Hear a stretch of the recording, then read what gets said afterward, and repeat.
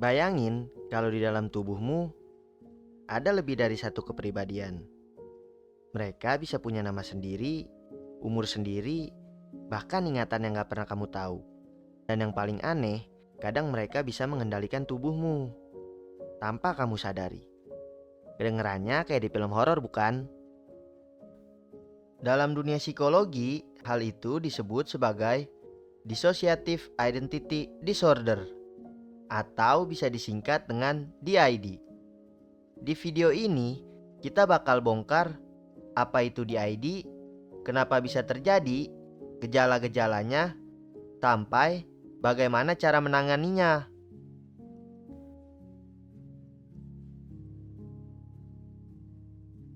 Oke, sebelum kita masuk lebih jauh, kita perlu tahu dulu apa sebenarnya dissociative identity disorder itu. Dissociative identity disorder adalah sebuah gangguan kesehatan mental kompleks, di mana seseorang memiliki dua atau lebih kepribadian yang berbeda dalam satu tubuh.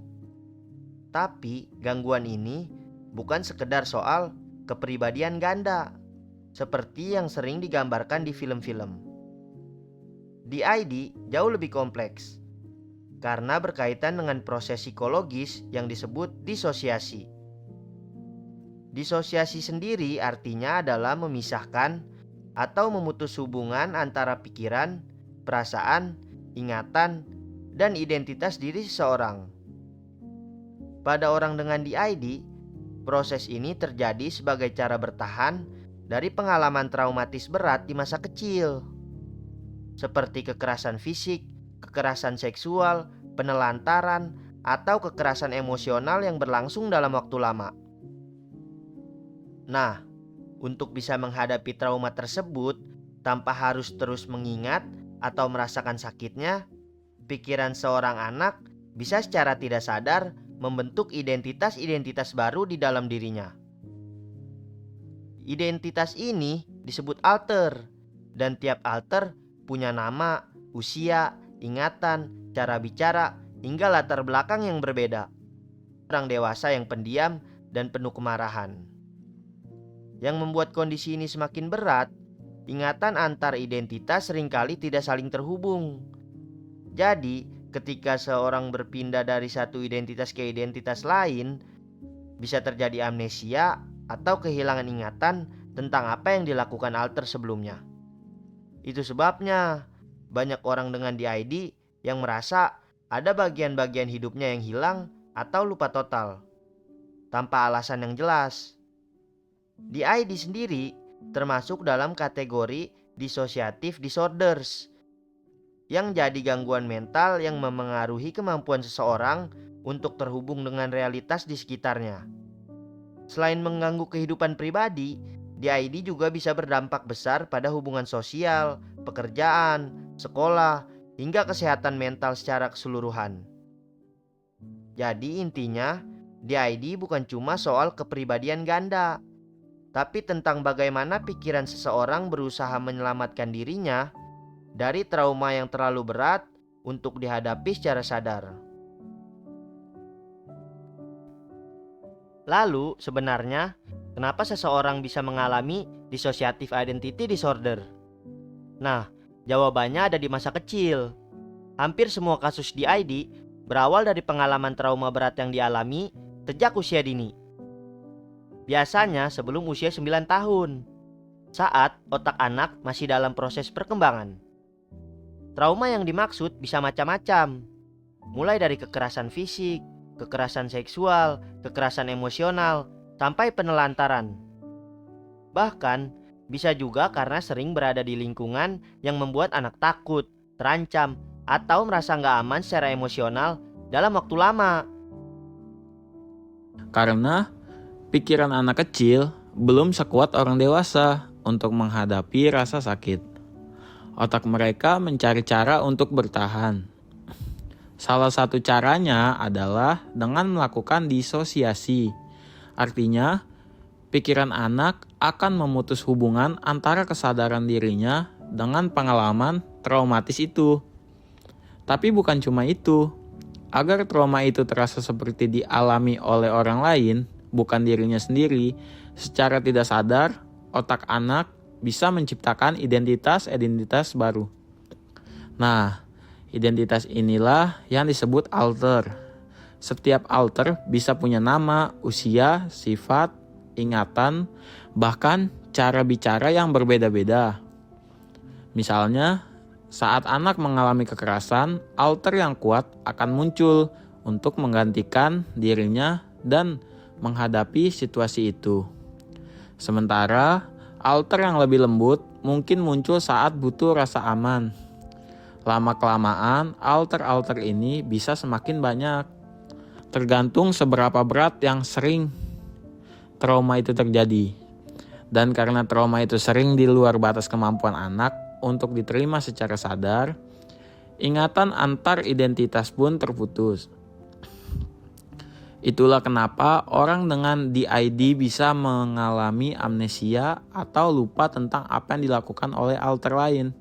Singkatnya, DID adalah cara pikiran manusia menyelamatkan dirinya dari trauma yang terlalu berat untuk menghadapi sendirian. Tapi seiring bertambahnya usia, kondisi ini bisa makin mengganggu aktivitas, hubungan sosial, hingga kesehatan mental deritanya. Nah, setelah kita tahu kenapa DID bisa terjadi, mungkin kamu penasaran. Kalau seseorang mengalami DID, sebenarnya gejala atau tanda-tanda kayak gimana sih? Karena faktanya, nggak semua orang dengan DID sadar kalau mereka punya banyak identitas di dalam dirinya. Bahkan banyak yang baru menyadari setelah mengalami berbagai kejadian aneh di hidupnya.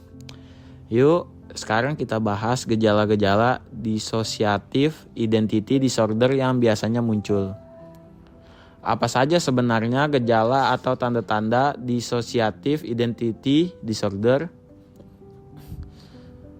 Paling utama tentu saja adalah adanya 2 atau lebih identitas berbeda dalam satu tubuh.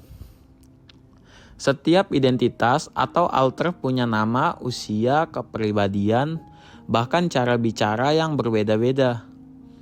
Kadang, alter ini bisa muncul bergantian dalam situasi tertentu. Misalnya, saat menghadapi sesuatu yang bikin takut atau terancam, bisa tiba-tiba muncul alter yang lebih berani atau agresif. Di lain waktu, saat butuh ketenangan, alter yang lebih tenang dan lembut bisa mengambil alih. Contohnya, seseorang yang biasanya pendiam tiba-tiba jadi sangat agresif atau sebaliknya. Bahkan, bisa tiba-tiba merasa tubuhnya seperti anak kecil, perempuan, atau laki-laki yang jauh berbeda dari dirinya. Gejala berikutnya adalah amnesia atau kehilangan ingatan. Penderita DID sering lupa apa yang dia lakukan ketika alter lain mengendalikan tubuhnya. Nah, bisa jadi tiba-tiba sudah berada di tempat asing, berpakaian beda, atau bahkan ngobrol sama orang yang gak dia kenal. Padahal alter lain yang sebelumnya mengendalikannya. Gejala lainnya adalah adanya celah atau lubang dalam ingatan, terutama tentang kejadian sehari-hari, informasi pribadi, atau peristiwa traumatis di masa lalu. Biasanya, orang dengan DID nggak ingat apa yang dilakukan saat alter lain mengendalikan tubuhnya. Ada juga yang merasa seperti sedang menonton dirinya sendiri dari kejauhan, atau tubuhnya terasa asing. Gejala ini bisa ringan sampai berat. Ada yang bisa tetap berfungsi normal dalam pekerjaan dan hubungan sosial, tapi ada juga yang mengalami gangguan signifikan.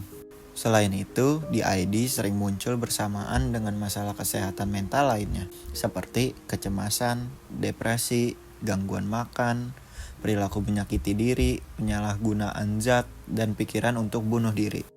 Yang menarik, menurut penelitian, hanya sekitar 5% dari orang dengan DID yang benar-benar menunjukkan pergantian kepribadian secara jelas di depan orang lain.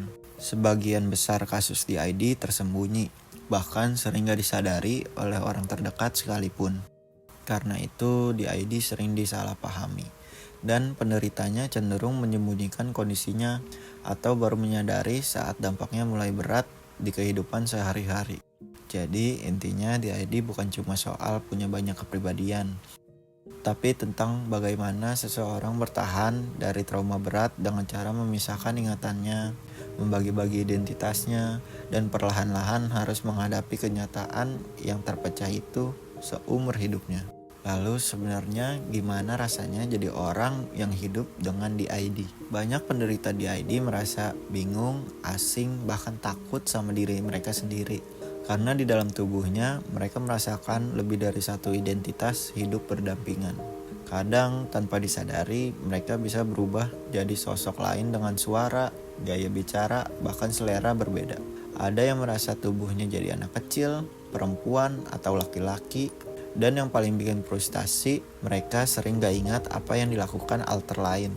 Beberapa penderita juga merasa seperti jadi penonton di tubuhnya sendiri. Mereka sadar tubuhnya melakukan sesuatu, tapi gak bisa mengontrolnya. Atau tiba-tiba ada lubang besar di ingatannya, dan orang lain bilang dia melakukan hal-hal yang sama sekali gak dia ingat. Hal-hal yang seperti ini bikin penderita DID sering merasa takut, depresi, cemas, dan bahkan sulit percaya sama orang lain. Karena hidup dengan identitas yang terus berganti-ganti itu melelahkan dan membingungkan.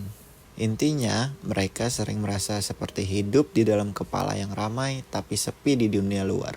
Nah, setelah kita tahu apa yang dirasakan penderita DID, muncul pertanyaan penting. Bagaimana sih cara gangguan ini didiagnosis? Dan bisakah DID disembuhkan? Karena gejalanya sering tersembunyi dan mirip dengan gangguan mental lain, diagnosis DID nggak bisa asal tebak. Harus lewat pemeriksaan profesional oleh psikolog atau psikiater dengan wawancara klinis mendalam dan alat ukur khusus.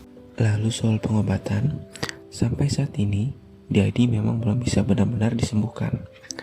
Tapi kondisinya bisa dikelola lewat psikoterapi jangka panjang, terapi integrasi identitas, terapi tambahan untuk menangani kecemasan, depresi, atau trauma yang masih ada. Dukungan dari lingkungan, keluarga, dan orang-orang terdekat juga sangat penting, supaya penderita DID merasa lebih aman, diterima, dan nggak sendirian. Jadi intinya, meskipun berat, orang dengan DID tetap bisa menjalani hidup yang lebih baik, dengan penanganan yang tepat. Sampai sekarang, dissociative identity disorder masih sering disalahpahami. Banyak orang mengira DID itu kayak di film Split atau Moon Knight yang bisa langsung berganti kepribadian ekstrim dalam hitungan detik. Padahal, faktanya kebanyakan penderita DID justru nggak menunjukkan perubahan identitas secara jelas di depan umum. Pergantian alter bisa halus, perlahan, bahkan nggak disadari orang sekitar. Ada juga mitos kalau DID itu sama kayak skizofrenia. Padahal berbeda. Skizofrenia berkaitan dengan halusinasi dan delusi. Sementara DID berhubungan dengan identitas diri yang terpecah akibat trauma. Bahkan, sebagian orang masih berpikir DID itu acting atau cari perhatian. Padahal bagi penderitanya, kondisi ini sangat menyakitkan, membingungkan, dan penuh perjuangan setiap harinya. Jadi, penting banget buat kita untuk berhenti menstigma dan mulai memahami kalau gangguan mental itu nyata, termasuk DID. Jadi, itulah sekilas tentang dissociative identity disorder. Gangguan mental yang sering disalahpahami, tapi sangat nyata bagi mereka yang mengalaminya. Ingat, setiap orang punya cerita yang gak selalu kita tahu. Mungkin di balik senyuman seseorang ada luka yang gak pernah mereka ceritakan. Jadi, sebelum menilai, coba dengarkan. Sebelum menghakimi, coba pahami. Karena dengan begitu, kita bisa menjadi bagian dari lingkungan yang lebih aman, suportif, dan peduli terhadap kesehatan mental. Karena kesehatan mental itu bukan cuma tentang gila atau waras, tapi soal bagaimana kita bisa hidup berdampingan dengan diri sendiri dan orang lain tanpa menyakiti. Terima kasih sudah menonton. Sampai ketemu di video berikutnya.